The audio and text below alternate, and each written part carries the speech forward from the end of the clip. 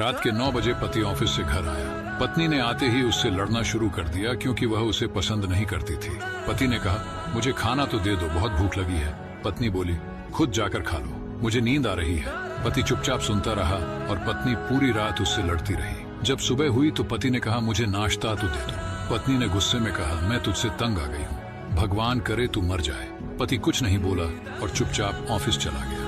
पत्नी अपने बच्चों को स्कूल से लेकर वापस आ ही रही थी तो उसने देखा घर के सामने भीड़ लगी हुई थी। वह करीब पहुंची तो देखा उसके पति की लाश घर के सामने पड़ी हुई थी।